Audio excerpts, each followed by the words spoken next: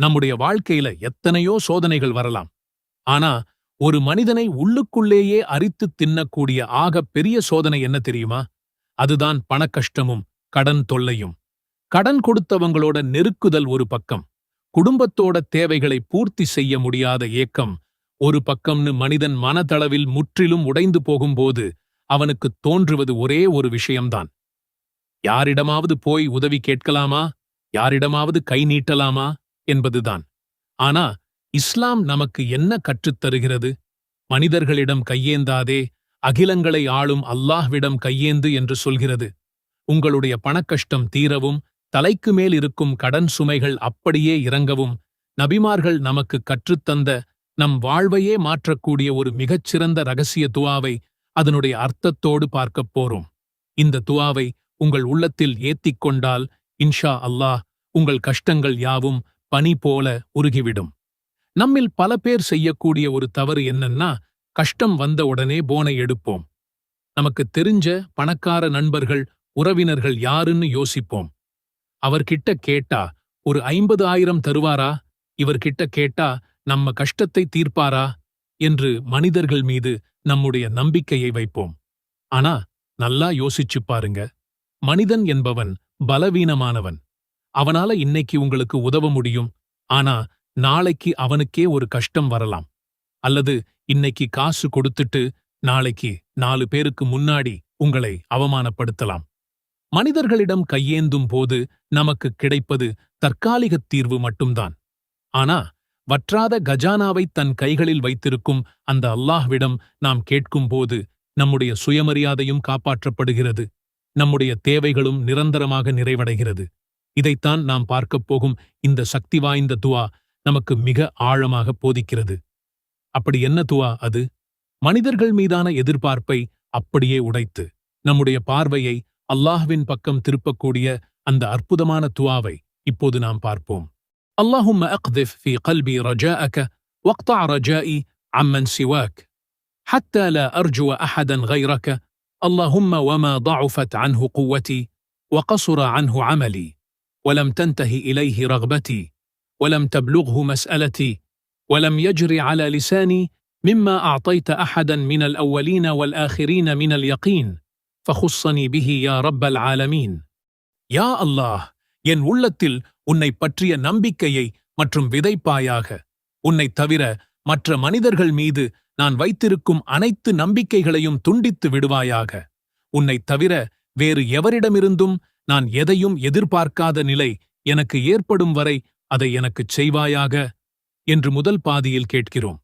அதாவது, இனிமேல் நான் யாரிடமும் போய் கெஞ்ச மாட்டேன், என் கஷ்டத்தை யாரிடமும் சொல்லி அழமாட்டேன், நீ மட்டும்தான் என் இரட்சகன் என்று பிரகடனம் செய்கிறோம். அதன் அடுத்த பகுதியில், யா அல்லாஹ், முற்காலத்தவர்களுக்கும் பிற்காலத்தவர்களுக்கும் நீ வழங்கிய உறுதியான ஈமானில் எதை அடைவதற்கு என் பலம் பத்தவில்லையோ, என் அமல்கள் செயல்கள் குறைவாக இருக்கிறதோ, என் ஆசைகள் இன்னும் எட்டவில்லையோ, என் தேவைகள் எதைச் சென்றடையவில்லையோ, என் நாவினால் எதை கேட்க முடியாமல் போனதோ, அத்தகைய உயரிய ஈமானையும் செல்வத்தையும் உன் கிருபையால் எனக்கு முழுமையாகத் தந்தருள்வாயாக. அகிலத்தாரின் இறைவனே என்று அல்லாஹ்விடம் சரணடைகிறோம். இதன் பொருள் என்னவென்றால், அல்லாஹ்வே, எனக்கு கேட்கக் கூடத் தெரியவில்லை, என் பலமும் குறைவு, ஆனால் உன்னிடம் எல்லாமே இருக்கிறது, எனக்கு நீயே கொடுத்துவிடு என்று நம்மை முழுமையாக ஒப்படைப்பதுதான். இரவு நேரத்தில் உலகம் தூங்கிக் கொண்டிருக்கும் போது அல்லாஹ் முதல் வானத்திற்கு இறங்கி வந்து கேட்பவருக்குக் கொடுக்கிறேன் என்று சொல்லும் அந்த உன்னதமான நேரத்தில் இந்த துஆவை ஓதி அழுங்கள். நீங்கள் இந்த துஆவை ஓதத் தொடங்கும்போது உங்களை அறியாமலேயே உங்களுக்குள் ஒரு மன அமைதி பிறக்கும். என் பின்னால் அல்லாஹ் இருக்கிறான், அவன் என் கடன்களைத் தீர்ப்பான் என்ற பலம் கிடைக்கும். அல்லாஹ் ஏதேனும் ஒரு வழியில் நீங்கள் சற்றும் எதிர்பாராத திசையிலிருந்து உங்களுக்கான வாழ்வாதாரத்தை, ரிஸ்கை திறந்து விடுவான். இன்ஷா அல்லாஹ் உங்களுடைய கடன்கள் யாவும் தீரவும், வறுமை நீங்கி பறக்கத் பெருகவும் நானும் உங்களுக்காக துஆ செய்கிறேன். நபி ஸல்லல்லாஹு அலைஹி வஸல்லம் அவங்க கத்துக் கொடுத்த அந்த அற்புத துஆ. இந்த துஆ ரொம்ப ஆதாரபூர்வமான ஹதீஸ் புத்தகமான ஸஹீஹ் முஸ்லிம்ல 2721வது ஹதீஸா பதிவு செய்யப்பட்டிருக்கு. اللهم إني أسألك الهدى والتقى والعفاف والغنى. யா அல்லாஹ், நான் உன்னிடம் நேர்வழி, இறையச்சம், கண்ணியம் மற்றும் தன்னிறைவு செல்வம் ஆகியவற்றைக் கேட்கிறேன். இந்த துஆவுல 4 விஷயங்கள் கேட்கப்படுது. அதுவும் சும்மா ஏனோதானோன்னு இல்ல, ஒரு அழகான வரிசையில கேட்கப்படுது. வெறும் பணத்தை மட்டும் கேட்காம நபி ஸல்லல்லாஹு அலைஹி வஸல்லம் அவங்க எதை முதல்ல கேட்டாங்கன்னு பாருங்க. நாம் அல்லாஹ் கிட்ட முதல்ல கேட்கிறது பணத்தையோ காசையோ இல்ல, நேர்வழியை. ஏன்? ஏன்னா ஒருத்தனுக்கு சரியான நேர்வழி மட்டும் கிடைச்சிட்டா அவனோட மத்த எல்லா விஷயமும் சரியாயிடும்.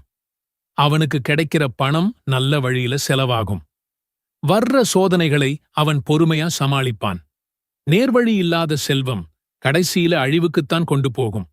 அதனால நம்ம பணக்கஷ்டம் தீரணும்னா முதல்ல நமக்கு அல்லாஹ்வின் வழிகாட்டுதல் தேவை.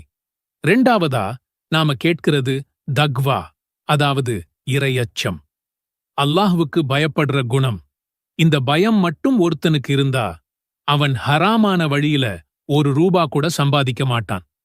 வட்டி, லஞ்சம், ஏமாத்துறதுன்னு எந்த பாவமான காரியத்திலையும் ஈடுபட மாட்டான்.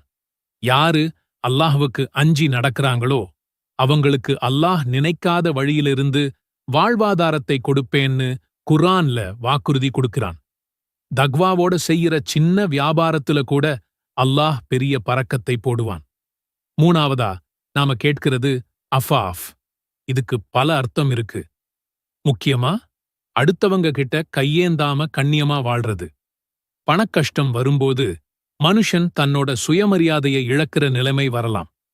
அடுத்தவங்க கிட்ட போய் நிக்க வேண்டிய கட்டாயம் வரலாம். இந்த துஆ மூலமா நாம யா அல்லாஹ், என்னை அப்படி ஒரு கேவலமான நிலைமைக்கு ஆளாக்கிடாத, அடுத்தவங்க முன்னாடி கையேந்தி என் கண்ணியத்தை இழக்கிற நிலைமையிலிருந்து என்னை பாதுகாத்துக்கோ அன்னு கேட்கிறோம். எவ்வளவு அழகான ஒரு கோரிக்கை பாருங்க. கடைசியா 4ஆவதா நாம கேட்கிறதுதான் ஹினா. இதோட நேரடி அர்த்தம் செல்வம். ஆனா உண்மையான செல்வம்ங்கிறது பேங்க்ல இருக்கிற பணத்துல இல்ல, மனசுல இருக்கிற நிறைவுல தான் இருக்கு. அதுதான் மன நிறைவு.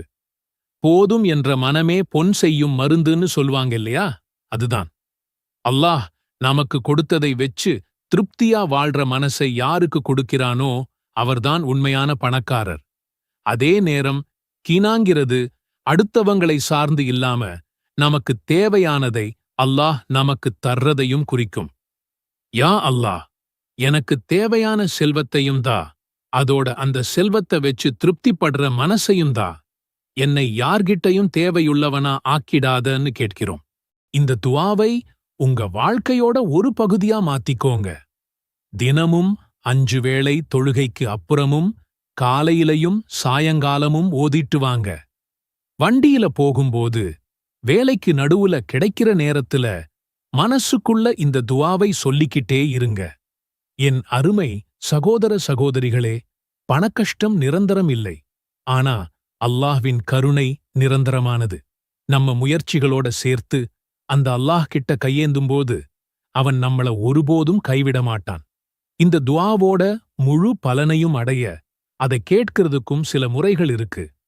துஆங்கிறது நாம் அல்லாஹ் கூட பேசுறது. அதை ஒரு ஒழுக்கத்தோட செய்யணும். தூய்மையான எண்ணம், அல்லாஹ் ஒருத்தனால மட்டும்தான் என் கஷ்டத்தை தீர்க்க முடியும்னு முழுசா நம்பி கேட்கணும். உறுதியான நம்பிக்கை, என் துஆவை அல்லாஹ் கண்டிப்பா கேட்பான், ஏத்துக்குவான்னு சந்தேகமே இல்லாம கேட்கணும். பொறுமை, கேட்ட உடனே நடக்கலையேன்னு அவசரப்படக்கூடாது. எப்போ எதை எப்படி கொடுக்கணும்னு அல்லாஹ்வுக்கு நல்லா தெரியும். பொறுமையா கேட்டுக்கிட்டே இருக்கணும். புகழுரை மற்றும் ஸலவாத் துஆ கேட்க ஆரம்பிக்கிறதுக்கு முன்னாடி அல்லாஹ்வை புகழ்ந்து அல்ஹம்துலில்லாஹ் சொல்லிட்டு நபி ஸல்லல்லாஹு அலைஹி வஸல்லம் அவங்க மேல ஸலவாத் சொல்லணும். முடிக்கும்போதும் ஸலவாத் சொல்லி முடிக்கணும்.